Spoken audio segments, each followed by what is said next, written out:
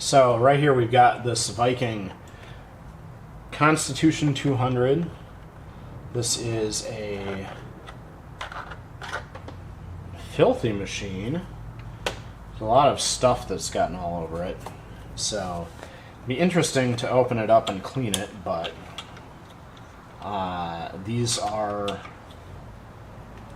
the front load. This is marked 2/10, so I think these are Viking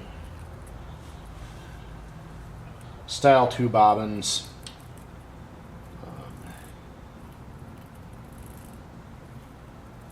Anyhow, these machines, like the earlier 6000 and 2000 series, were marketed as being lifetime lubricated. And the thing that they don't tell you about lifetime lubrication is that they're talking about a lifetime of, 5, 10, 15, 20 years, something like that, and then they're going to expect some service. So this machine has some pretty clever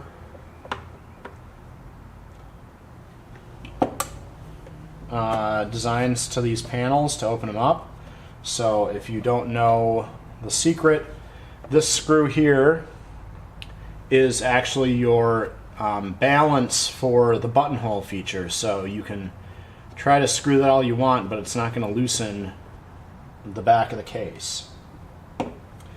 This black Phillips head holds the back of the case on, and then you have to be prepared to pry back on it in the center section and lift it at the same time. So let me get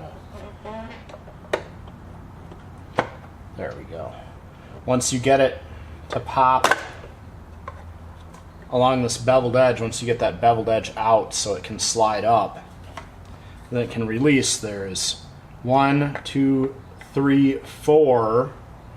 1, 2, 3, 4 pegs that this large back piece fits on. And once that's slid out of the way, we've got a screw here. This screw then allows the bottom arm to slide off. And this machine is really dirty inside, so I'm gonna brush this off real good and clean it. And then you can see that the machine was greased for that lifetime lubrication, and the grease has started to get old.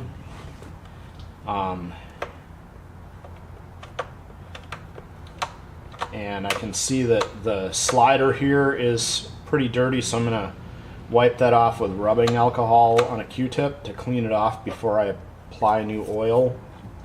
And then it's got bearings on both of the shafts, both ends, and those bearings are due for some fresh lubrication. Those are like a sintered bearing, so they have channels in them that holds oil, which is how these machines are lifetime lubricated from the factory. They've got oil in all those sintered bearings, and then when you as you use it, that gets out slowly, and depending on use, the 5 or 10 or 15 or 20 years or whatever, you have to add a drop of oil and it'll soak back into that bearing and last another 5 or 10 years or longer. So I'm going to clean all this and then we'll be back to oil it. Alright, we've cleaned all of the lint out of this machine, from the backside anyway. I suspect that someone cleaned this machine with a air gun or canned air or something, because there was just a lot of lint that had worked its way over into this side of the machine, and that much lint and bits of thread doesn't get over here without blowing it further in. So I personally don't like using air to clean machines, just because as I just stated, it blows stuff further into the machine and then it has to get cleaned out later. So there's 4 bearings here to oil, so I'm going to put a drop of oil on either side of this bearing, and then there's a bearing on the other side here that gets a drop of oil on either side. And then down below there is a bearing right in here and a bearing on the other end of this bottom shaft. Like I said, we're putting a drop of oil on both sides of those because that oil is going to work its way in and get absorbed by the sintered bearings, so that it will be available the next time they're warmed up. The other thing that we need to do is oil the cam selector here. So there's this selector bar here, and we can just lift the cam and slide it up and down to make sure that that's sliding freely, because this lifts and lowers the cam when you select the stitch. And then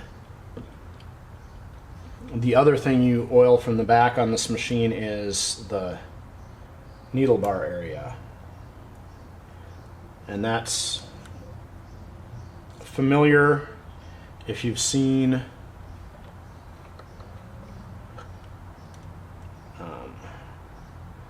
other machines, but as you can see, it's hard to get in there without a long oiler to just turn the machine and put a dab of oil on everything that moves in there. And now that should be all the oil this machine needs for another 10 or 15 or who knows how long years.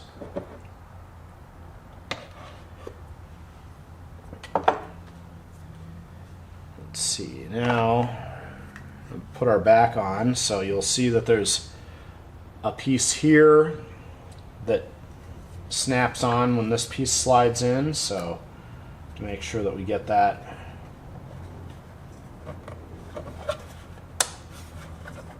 to catch when we slide it in, and then once it's slid in place, this screw locks it so that it doesn't slide off again. Is it the 930? I had the computerized Viking a little earlier that had a similar body, and this piece of plastic had it had obviously been stored improperly, and this plastic had gotten brittle, and the locking slide on the inside that's metal there had broken off. So, and then the top here, we have to make sure and push both sides of the back in as we're putting it on to make sure that we catch all 4 of the 1, 2, 3, 4. We have to catch all of those.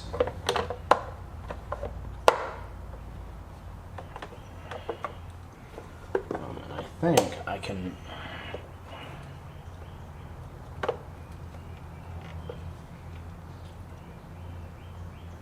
I was going to try and catch one side at a time, but I missed it, so now I have to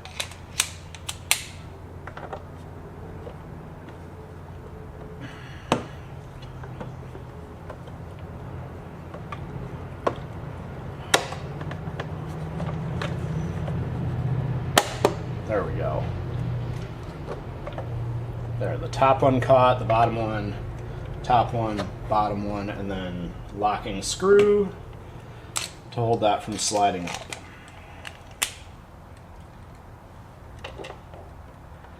That is the back side cleaned and taken care of. And now the front side of this machine. Let me get the foot out of the way. It's just a flathead screw holding our ankle and foot. And then to remove the plate, needle plate, you lift the front edge off of this peg here and it slides backwards. It's got these two clips. So it's, to put it on, we hold the back down and slide it forward. Oh, come on.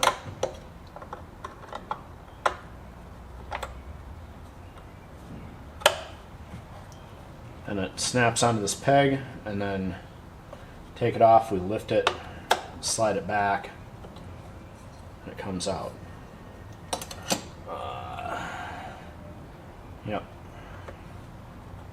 Need to clean under here, and there's not a lot of room in the bobbin area and feed area of this machine, so the other thing we need to do is take our hook out right away. That'll make it easier to clean everything at once. So this is a Viking rotary hook, so it's got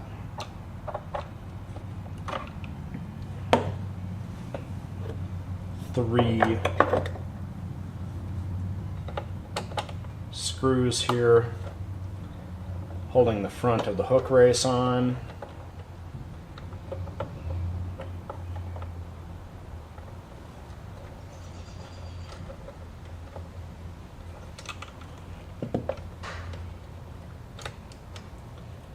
They've got a shoulder on the screw here so that you just, when you're putting this back in, you just have to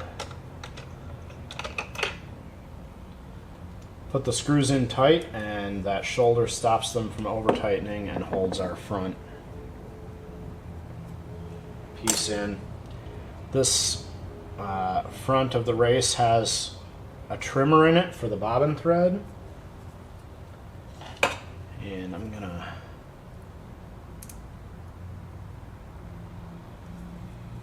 there's a piece of thread jammed in here.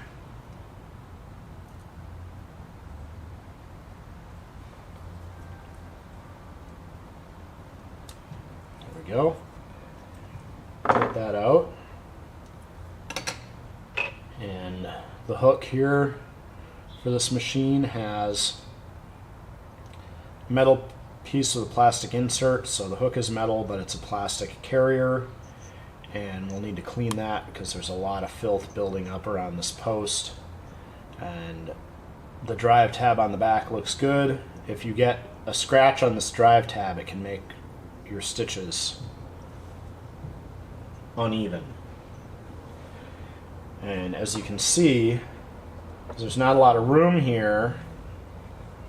The filth builds up quickly, and I'm sure that the way that all that worked its way further into the machine is that somebody thought it's simpler and easier to blow all that away and further into the machine than it is to brush at it, pick it at it, or vacuum it out. So I'm going to brush and pick and vacuum that.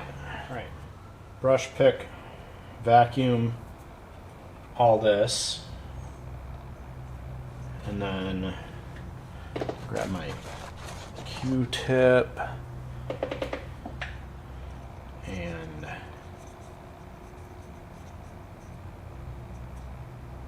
wipe all the fuzz from inside the hook here. And set that back in place.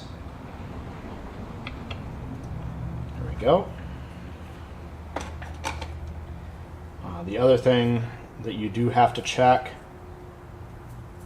on these is the bobbin, the hook race here. The top here, you can get needle strikes on the front, and this machine doesn't look too bad. But if you get needle strikes here that are rough, then your thread can catch on that roughness.